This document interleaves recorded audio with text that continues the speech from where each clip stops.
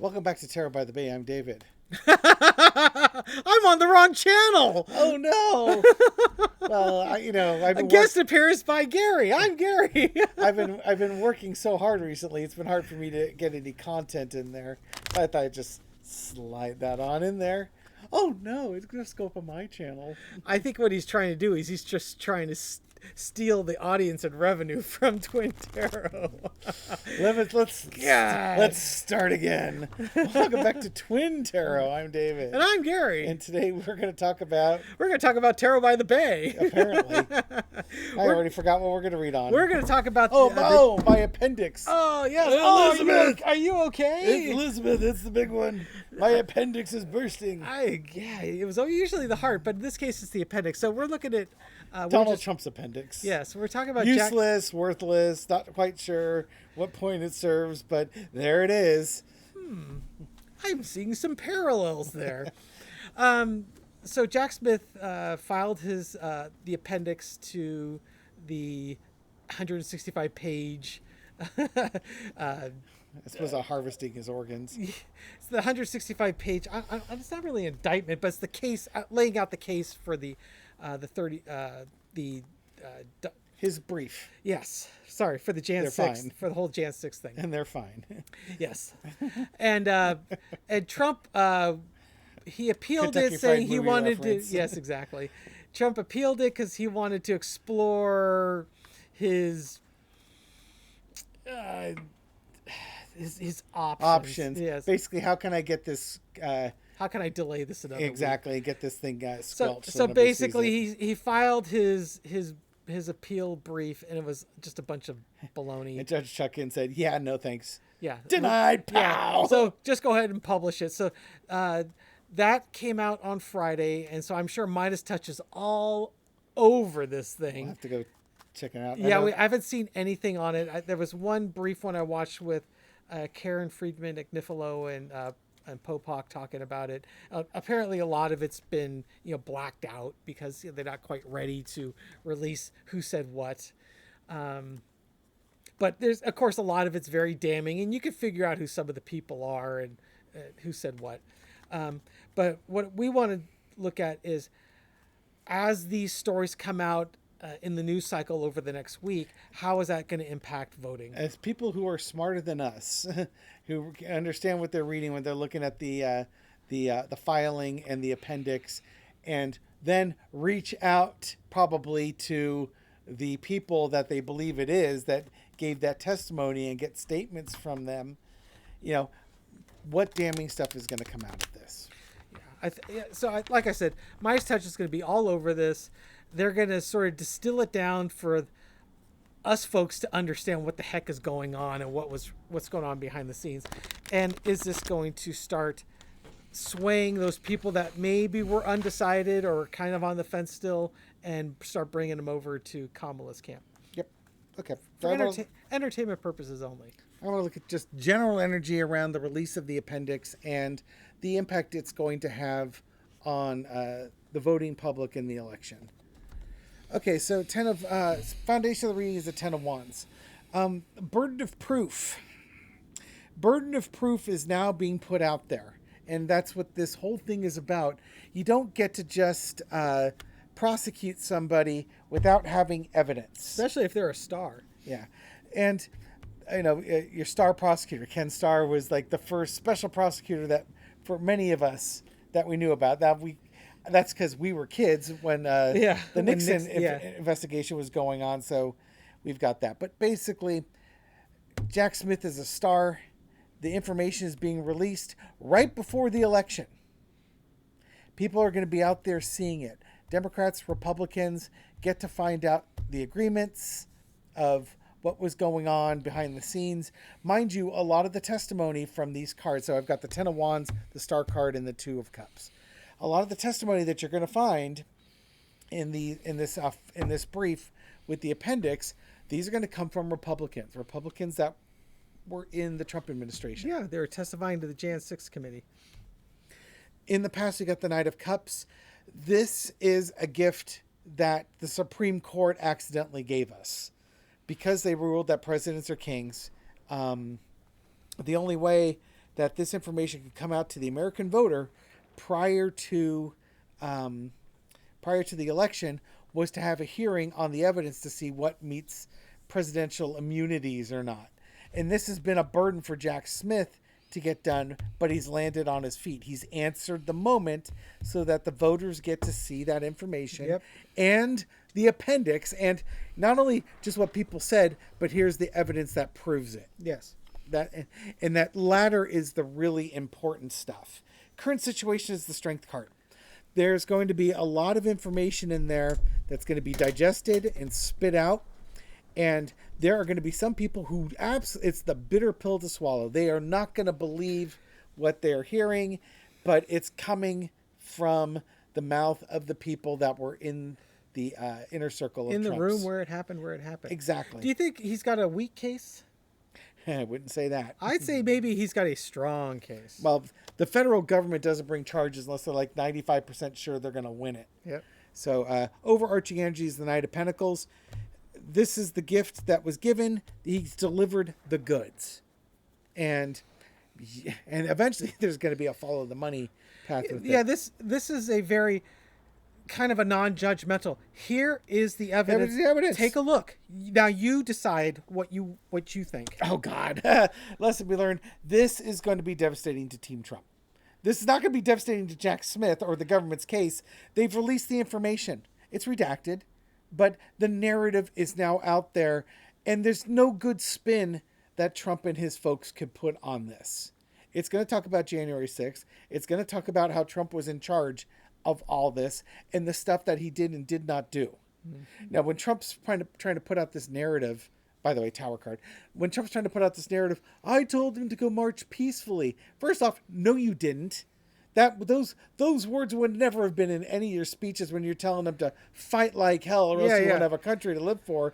But at the same time, when they point out, why didn't you do something then for the first 3 hours while they're rioting and you're sitting in the dining room watching it? Why didn't you tell them to go home peacefully at that point? There's no good answers. The lesson the outcome from this is the Page of Pentacles. This is probably the first time some Republicans are seeing this information. Yeah, amen. Because they didn't watch the January 6th trial.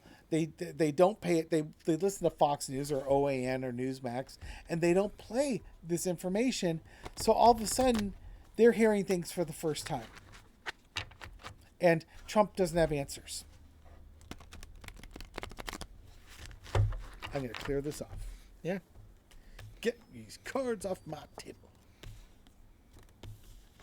Who knew an appendix could cause that much? Yes, and here I am besmirching the usefulness of an appendix. All right. I guess tonsils would be right there too. Indeed. Oh, my battery saver's on. Battery saver. We're down to 20% probably. Yeah. That's okay, on. so no dilly-dallying going on here. Okay, so I'm going to do... How is this going to impact the actual election? How are voters going to react to this? So for entertainment purposes only. And if you like this entertainment, give us a thumbs up. And if you really like it, subscribe. Okay, so how are voters going to react to this? Okay, foundation of this reading, 10 of Cups. We got the happy family. I think what you're going to start seeing is they're real. Happy days are here again. The skies above are clear again. So let's sing that song of cheer again. Happy days are here again. So I can't help myself. Yeah. So I've got two kind of competing thoughts, which is why I'm stuttering like a blithering moron. On the I don't think it's the two competing thoughts. That's just the foundation of Gary. You just found a synapse. Congratulations.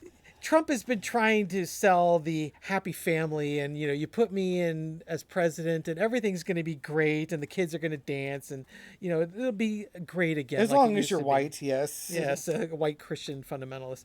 But how's it going to affect the election? People are going to start seeing through that facade that this man was behind all of this. This has just been a bunch of lies and grifts. Yep.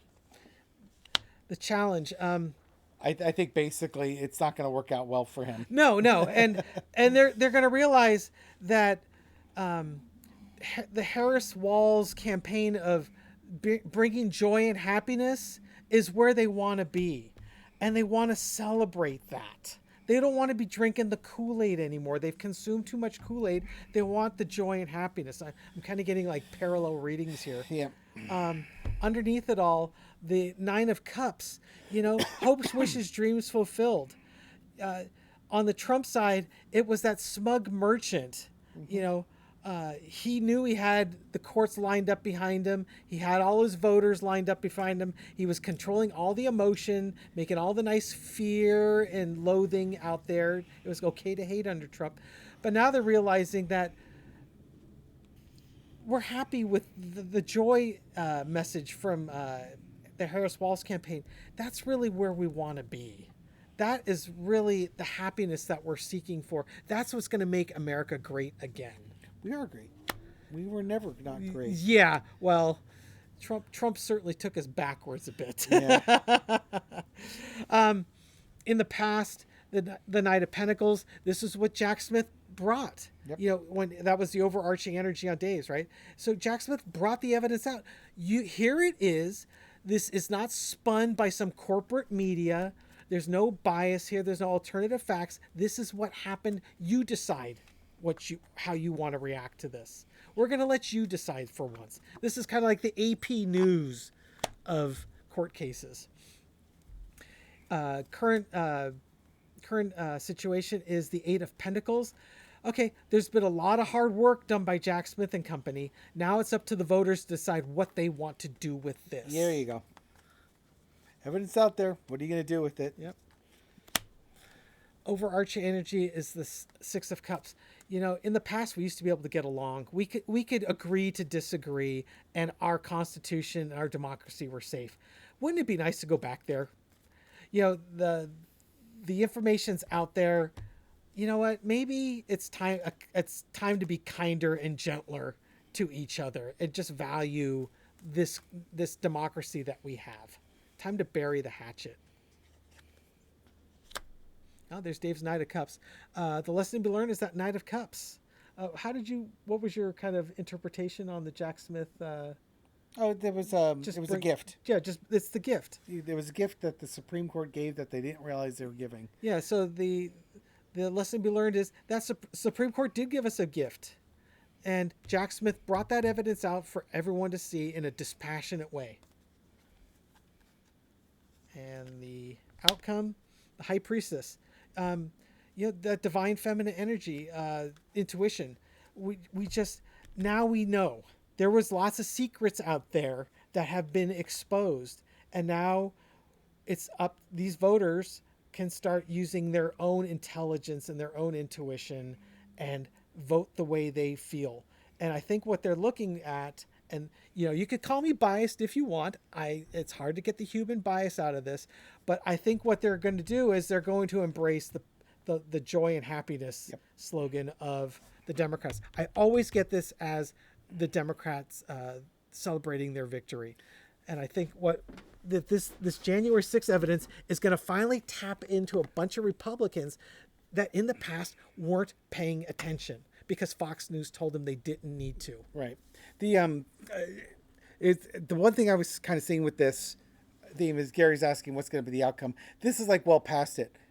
People voted for joy and happiness. Kamala Harris. They came forward with an offer, a better offer than what we've got. People are going to be working again. They're going to be making money. They're going to be back to their values. It's going to be a time where people start getting along again that weren't getting along before. And it was the opportunity to do something where you can reach out and soothe old wounds. And she's provided the guidance and wisdom to do that. And we can go back to having the America that we want versus the dystopia that we fear. Yeah. It looks like a happy ending, folks. Yes, I think so. Breathe easy. But it's only a happy ending if you go out and vote. Yes. And another thing, remember, every vote that you put out there is a mandate. Whether Kamala Harris wins by, 10 electoral votes or 100 electoral votes, she's won. But if you have 100 electoral votes and 20 million extra votes out there, that's a mandate from the people. Now, there's a lot of Republican politicians who once upon a time cared about mandates of people and they were scared of them, who might start being, it's like, oh dear, I better start changing my dinosaur ways, or else my happy days are here again, are going to be gone again. Yes, indeed. So get out and vote. Vote blue up and down the ticket. Get like-minded people out to vote. If you've got that mail-in ballot sitting in your desk and you're like, oh, I'm going to get to it, make time and get to it. Yes. Just make time. Just do it. Just get it. Yeah. I Do it early. I had a rough week at work the week before I went on vacation, and we got back from vacation. I didn't want to do anything. I had a rough week at work this week. But one night, it's just like, you know what? Screw it. I'm going to get this mail-in ballot done. Took me an hour because I had to review some of the propositions. God, how many propositions did we have? Holy crap! And then it's like, and I drove it that night to the ballot box down the street. It's a couple-mile drive. It was funny with the propositions. You know, all my wife needed was one big no button. You know, I think there was. She only voted yes on one thing, and she voted no on everything else. And when in doubt, you know, I went to the California Democratic website as to what's your recommendations for these propositions. Mm-hmm. Most of them I voted yes on. Yeah, I did too, actually. Because they're bonds. It's the bonds are a way to tax yourself without calling it a tax. It is, but it's usually for good things like schools and libraries and stuff like that. It's like, you know, it's kind of hard to say no. And increasing teacher salaries. These are things that are hard to say no to because they need to happen. Yeah. And probably what happens is it just goes to the budget and then it gets distributed somewhere else. But someone gets to go on a junket somewhere. Right. So anyways, thank you so much for watching. If you like this, give us a thumbs up. If you really like it, subscribe. We are over 13,000 subscribers, chugging towards 14. Thank you all. And we really appreciate that. Leave a comment. I read them all, and we will talk to you soon. I'll catch you in the next video. Take care. Bye. You're not going to stop it, huh? We're still going. He's frozen. Don't let the plane overhead fool you.